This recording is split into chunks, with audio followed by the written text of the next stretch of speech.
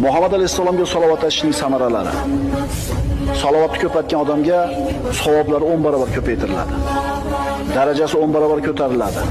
10 ta gunoh o'chiriladi. Qiyomatda shafoatga ega bo'ladi. Alloh taolo uning g'amlariga o'zi kifoya qiladi.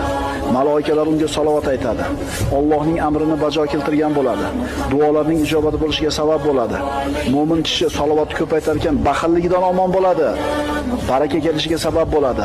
Qiyomat kuni bandaning qadami sobit bo'ladi. Allohga yaqin bo'ladi. Dunyo oxiratda maqsadiga erishadi. Rahmat eshiklari ochiladi.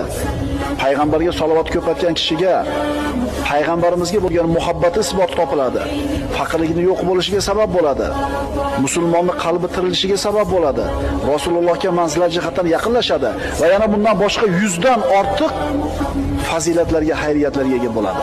Kim? Rasululloh sallallohu alayhi vasallam